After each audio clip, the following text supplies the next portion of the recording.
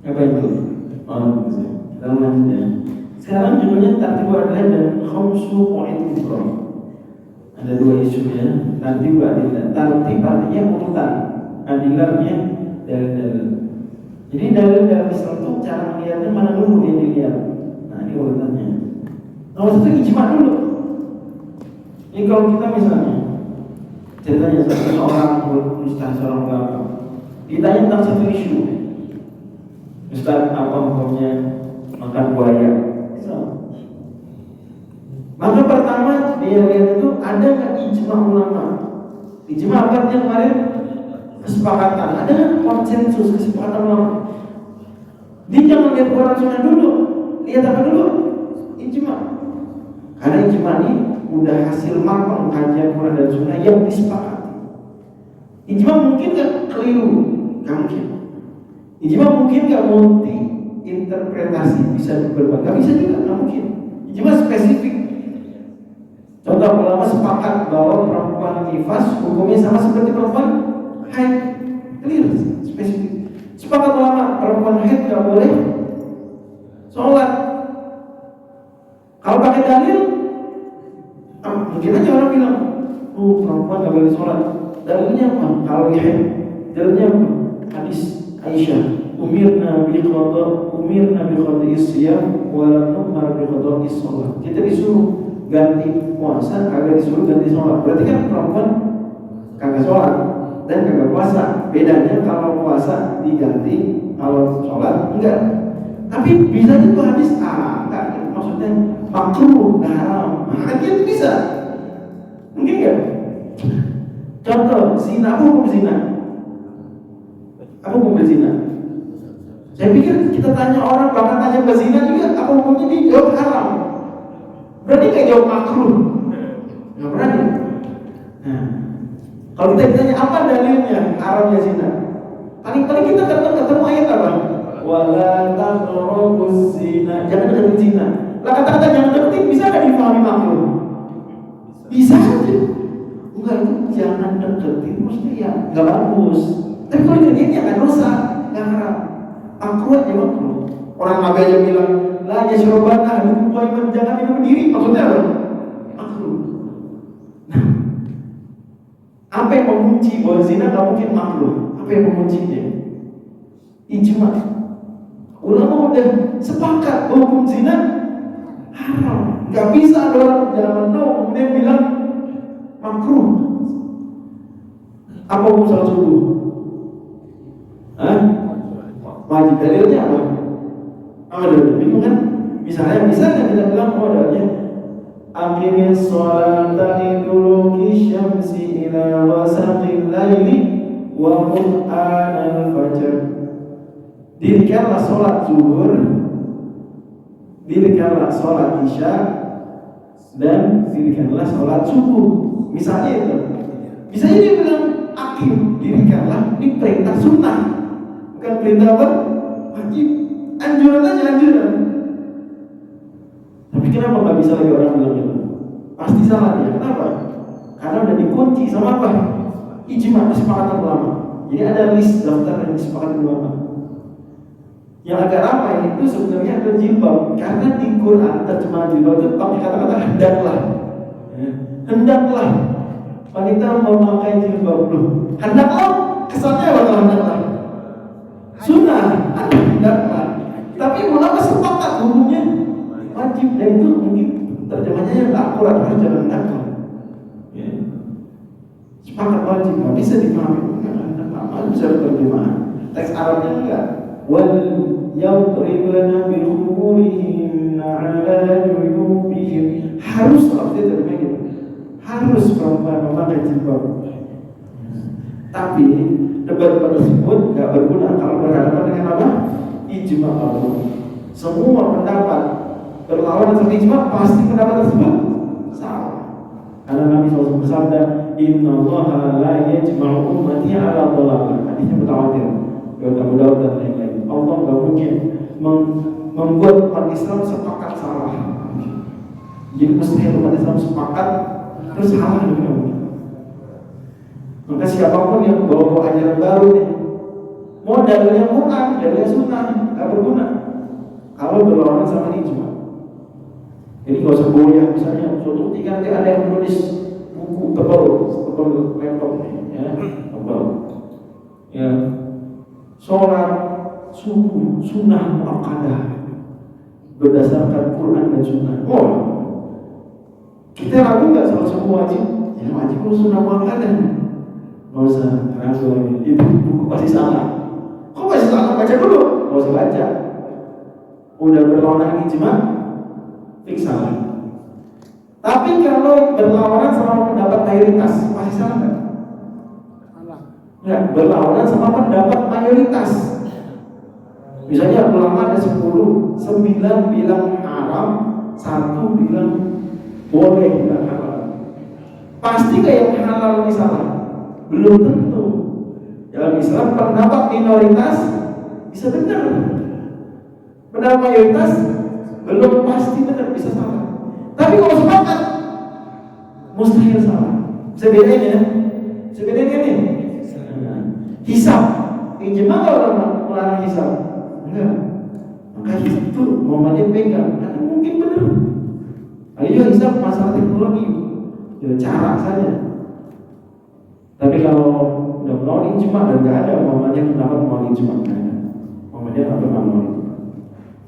Nah makanya ijma dilihat duluan sebelum berfatwa, dia dulu ijma. Karena kalau udah ada ijma, capek-capek dia berfatwa ujung-ujungnya sesuai dengan ijma atau nggak sesuai.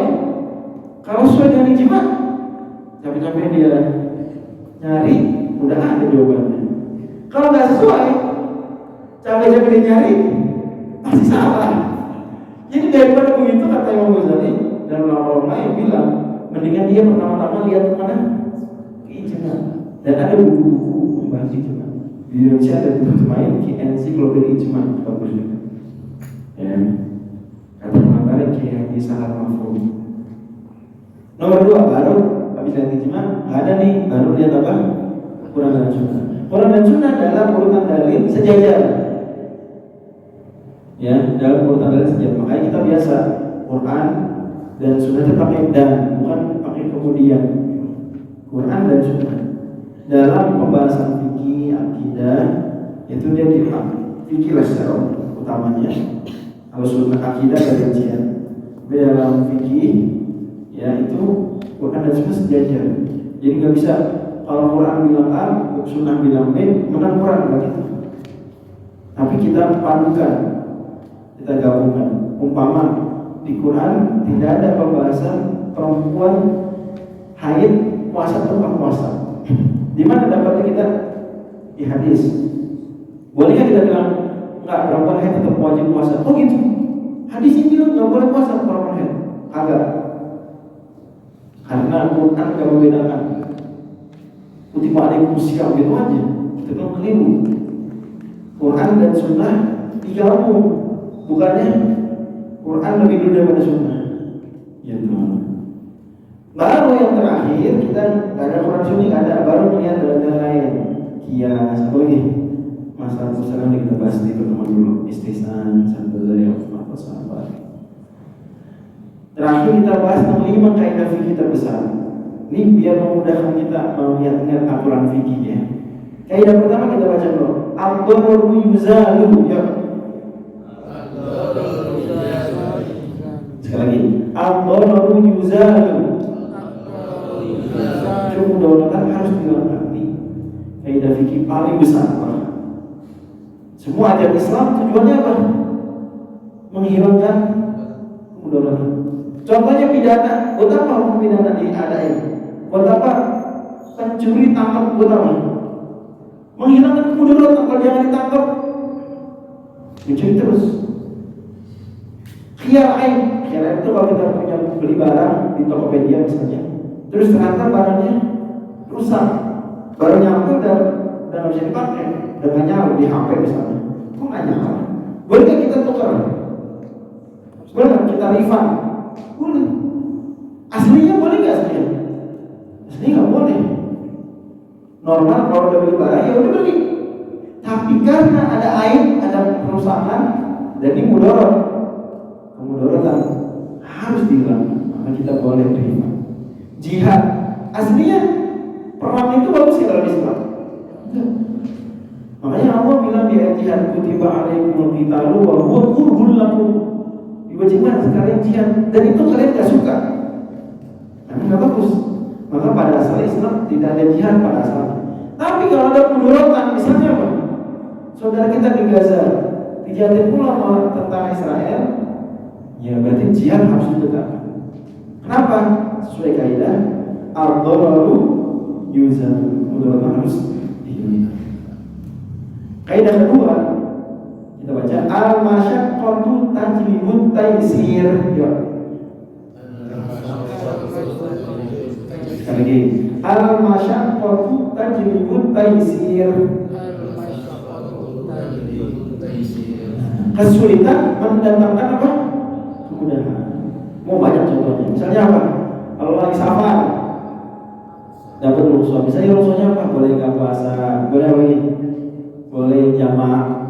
Nggak enak. Coba bapak-bapak bayangin ya, kalau safar semua mesti pada waktunya. Kita nggak nyaman, ribet.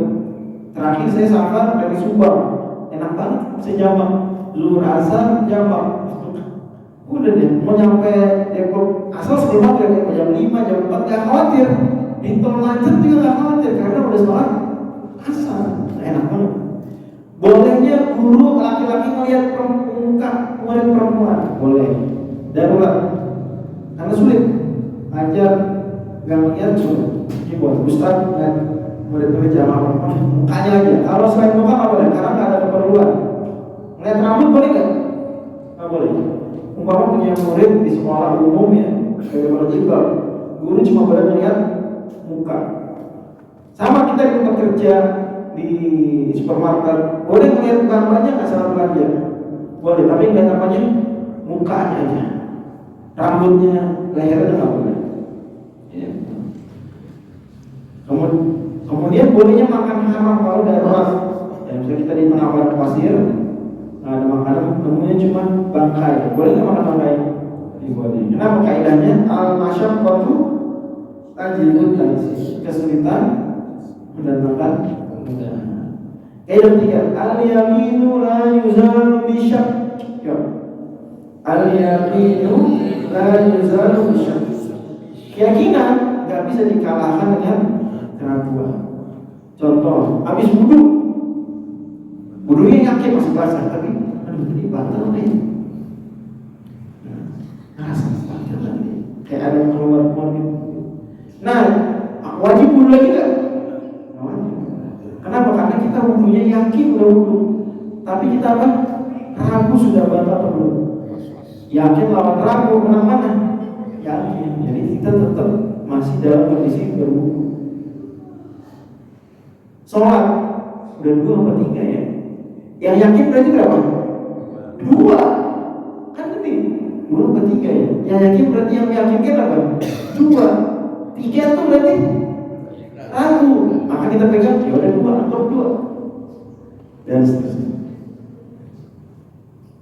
Kalau kita dari kamar mandi, ragunya udah wudu belum ya?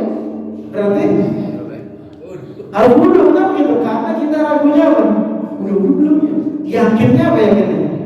Batal dari kamar mandi. Udah wudu belum? Berarti harus wudu.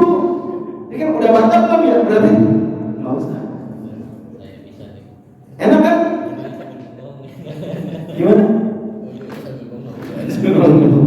Enggak kan kali aja orang. Biasanya kalau di kamar mandi wudu, kali ini dia ragu. Saya tempatnya baru misalnya. Atau di kamar mandinya nggak ada. Ya enak kalau wudu bisa.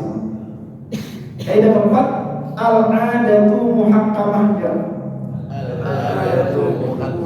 Al-'adatu, kebiasaan dapat jadi dasar. Kebiasaan dapat jadi dasar. Apa hukumnya memberi hadiah para pejabat? Boleh nggak? Kita main ke Pak Pradi, jadi main ngasih bawa martabak. Boleh nggak? Ke Pak Pradi bawa martabak. Jangan martabak deh. Bawa HP nih, Pak Pradi HP. Main ke Pak Sufyan Suri, bawa mobil, Pak Sufyan hadiah mobil. Boleh nggak kasih hadiah ke pejabat? Tergantung kebiasaannya. sebelum dia menjabat biasa kasih hadiah. Sebelum Pak Sufyan sudah jadi wali kota, biasanya kita kasih mobil ke dia. Kalau emang hobinya dulu ngasih mobil, tiap main ke rumah orang kasih mobil, boleh kasih mobil. Asli kita terlepas dari undang-undang ya, kita pikir ya. Boleh kita.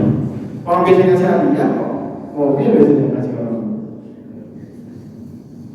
Tapi kalau nggak biasa, tiba-tiba jadi pejabat terus, atau menjelang jadi pejabat, dia kita kasih hadiah, berubah hadiah jadi apa tuh? Jadi riswah, suap. Apa hukumnya nyediain kerja pembantu buat istri? Tergantung. Istri sebelum kita nikahin punya pembantu di rumah. Kalau punya, maka kita wajib sedia pembantu. Kalau istri kita dari dulu nggak punya pembantu, maka kita nggak wajib sedia pembantu. Kecuali kalau ada kondisi baru. Jadi kalau nikahin artis, nikahin orang kaya, itu jangan cuma siap kayanya doang, harus siap juga lah. Ini pembantu wajib hukumnya. Jadi itu tergantung kebiasaan. Terakhir kaidahnya al-umuru bima qasidiha. Ya kita baca al-umuru bima qasidiha. Ya. Sekali lagi al-umuru bima qasidiha. Ini kaidah kalimat terakhir pengajian kita di bulan nanti. Semua perkara tergantung niatnya. Dan dengan itu kita juga meniatkan dan kembali memperbaharui niat baik kita ya. Misalnya apa bedanya mandi junub sama mandi biasa?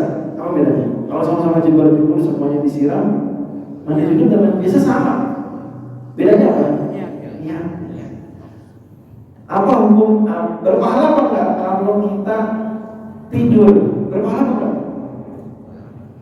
Tidur itu berpahala tergantung niatnya. Kalau niat tidur biar sahur puasa Asyura, berpahala. Tapi kalau tidurnya tidur biasa, nggak berpahala. Paham ya? Di HP kita nggak ada aplikasi judul,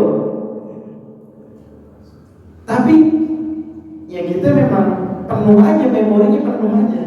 Jadi nggak bisa aplikasi baru, itu nggak berpahala. Tapi kalau kita niatkan, oh saya nggak bisa aplikasi judul karena hukumnya haram, berpahala nggak tuh? Berpahala. Jadi perbuatan-perbuatan biasa berubah hukumnya dari halal berubah menjadi yang bisa jadi pahala wajib atau sunnah, bisa jadi dosa haram, tergantung niat. Makanya orang yang merugi adalah orang yang menjadikan ibadahnya itu sebagai kebiasaan doang. Tidak datang ke pengajian dikira biasa datang ke pengajian, tidak menghadirkan niat ibadah. Dia puasa sunnah Senin Kemis karena kebiasaan doang. Kenapa Pak puasa Senin Kemis? Ya biasa. Ya, atau demi kesehatan. Berpahala kan? Tapi kalau dia sekaligus kebiasaannya adalah diniatkan ibadah, berpahala. Dan orang beruntung adalah orang menjadikan kebiasaan-kebiasaannya sebagai ibadah. Pak, kenapa Pak berangkat kerja? Ya kenapa? Orang kerja tuh tiap hari tuh macet-macetan, jubel-jubelan di kereta. Kenapa Pak lari pagi? Ya kenapa lari pagi? Sehat. Bukan kemalannya. Tapi kalau lari pagi, biar saya bisa umroh mati kuat kalau lagi umroh. Ini sangat berpahala. Atau menjaga kesehatan supaya tetap maksimal dalam ibadah sholat. Jadi kalau imam baca lama, kagak gemeter kaki. Makanya berpahala. Wallahu a'lam. Ini mesti kita kaji, mudah-mudahan bermanfaat. Dan selanjutnya mungkin saya serahkan kepada pembawa acara. Assalamualaikum warahmatullahi wabarakatuh.